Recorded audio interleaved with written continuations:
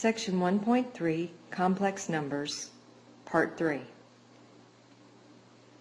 Now let's look at dividing complex numbers. 2 minus I divided by negative 2I.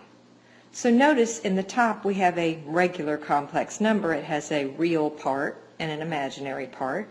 But in the bottom we have what we called a pure imaginary number, negative 2I.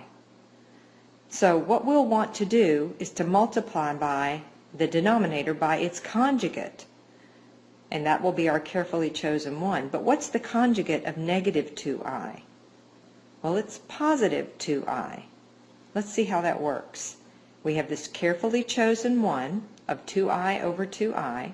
When we multiply, in the numerator, we get 4I minus 2I squared. In the denominator, we get negative 4I squared. And can you see now why we did that to the denominator?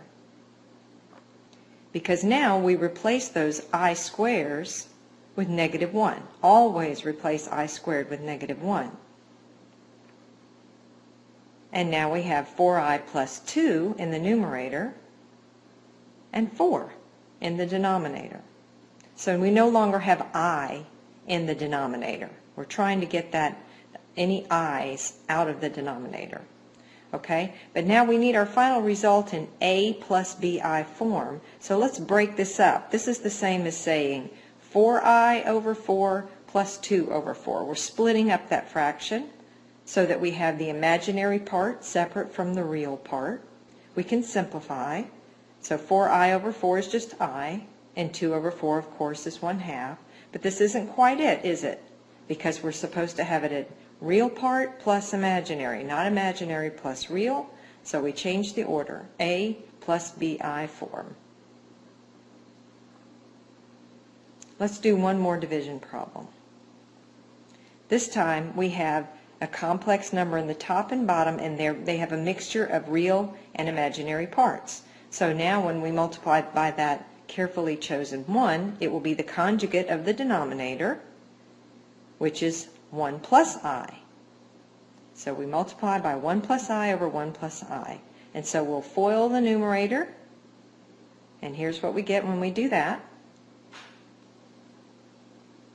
And we will FOIL the denominator. Of course, when you multiply a complex number by its conjugate, those middle terms will cancel out, and we get 1 minus I squared, which that I squared will turn into a negative 1, and we no longer will have I in the denominator as planned. Okay, in the numerator we can collect some terms. We've got 5I. We can change the I squared to negative 1. In the denominator, change the I squared to negative 1. So in the numerator we have 2 plus 5I minus 3, not quite simplified. In the denominator, 1 plus 1.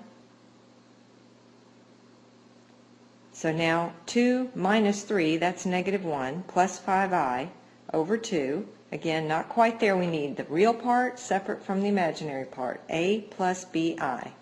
So negative 1 over 2 plus 5 over 2i. And that's the a plus bi form we were looking for.